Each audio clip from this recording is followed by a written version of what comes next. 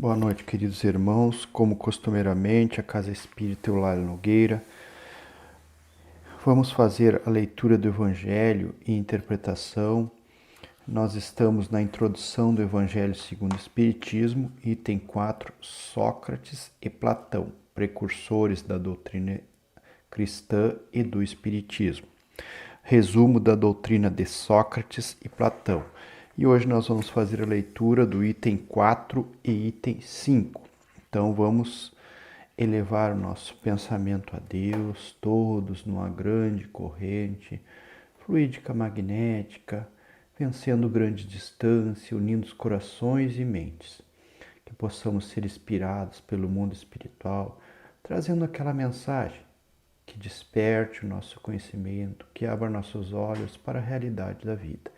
Em nome de Deus, de Jesus, dos bons espíritos que nos protegem, damos por aberta essa atividade e vamos à leitura.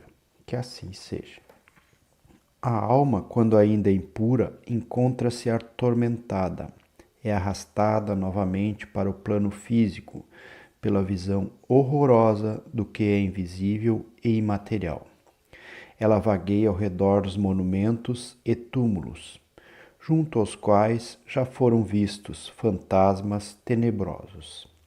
Assim, devem ser as imagens das almas que deixaram o corpo sem estar inteiramente depuradas e que ainda mantêm algo de forma material, que permite que nossos olhos possam percebê-las. Não são as almas dos bons, mas sim dos maus que são obrigados a vagar errantes nesses lugares, onde sofrem as penas de suas vidas passadas. Continua a vagar até que o desejo de possuir uma forma material as conduz a um outro corpo físico. Então, elas retomam os mesmos costumes que possuíam na vida anterior e que eram objeto de suas predileções. Não é apenas o princípio da reencarnação que está aqui claramente descrito, mas também o estado das almas, que se encontram ainda sob o domínio da matéria. O Espiritismo faz a mesma descrição quando evoca os espíritos desencarnados. Sócrates diz mais: a reencarnação em um corpo material é uma consequência da impureza da alma, porém, as almas purificadas estão livres dela. O Espiritismo também diz o mesmo, apenas acrescentando que a alma tomou boas resoluções na erraticidade, que é o intervalo entre uma encarnação e outra, e que adquiriu conhecimentos durante esse período. Trará ao renascer menos defeitos, mais virtudes e mais ideias intuitivas que não possuía em sua existência anterior. Assim, a cada nova existência, a alma vai progredindo intelectual e moralmente. O item 5. Após a morte, o gênio, entre parênteses, daimon, demônio, que é igual ao espírito protetor, que nos foi designado durante a vida, nos leva a um lugar onde se reúnem todos aqueles que devem ser conduzidos ao Hades, ou seja, ao inferno, para aí serem julgados. As almas, após terem permanecido no Hades o tempo necessário, voltam a essa vida por numerosos e longos períodos. Esta é a doutrina dos espíritos protetores, aos quais Sócrates chama de gênios, e das encarnações sucessivas após intervalos mais ou menos longos na erraticidade. Bem, meus irmãos, como vimos, está muito bem clara essa explicação, né? Um paralelo entre a doutrina de Sócrates e Platão e o Espiritismo. Ou seja, como diz o início desse capítulo, a preparação para o cristianismo. São ideias que trazem já o conceito de reencarnação, de evolução dos espíritos, dos lugares aonde iremos após desencarnar, da alma, que é o corpo, o corpo espiritual unido ao corpo físico quando estamos na vivência aqui na Terra. Então são conceitos que vinham alinhados já pelo mundo espiritual, demonstrando a grande sabedoria e a preparação do mundo espiritual para a vinda do cristianismo.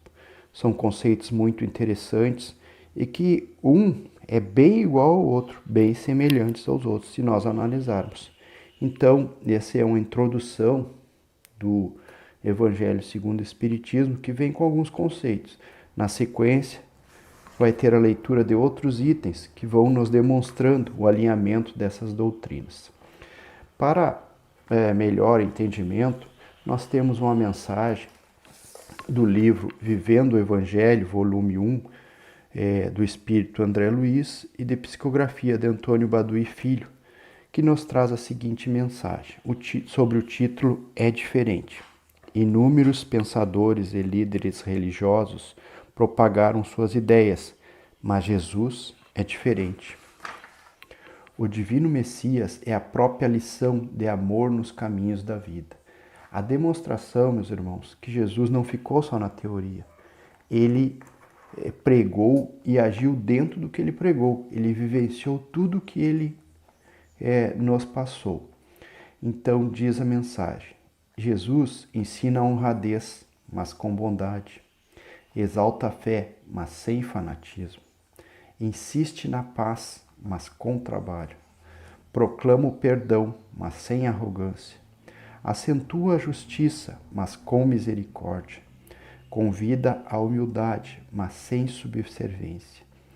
Afirma a compreensão, mas com discernimento. Ressalta a caridade, mas sem orgulho. Anuncia a firmeza, mas com tolerância.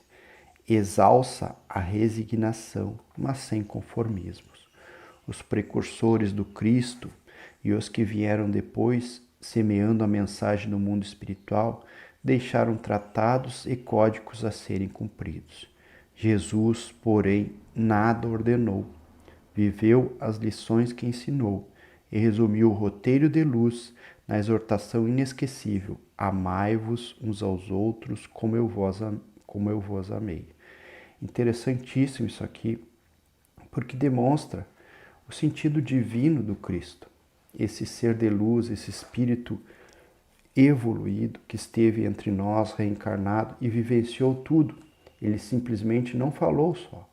Ele sentiu no seu corpo físico o inconformismo dos seres humanos da época, que não entendia a sua lição, mas nos deixou a sublime lei que se resume: amai-vos uns aos outros como eu vos amei. Então que possamos, a partir desse evangelho, aplicar essa lição em nossas vidas, mais agindo do que ensinando, porque mais ensina aquele que demonstra, assim como Cristo demonstrou.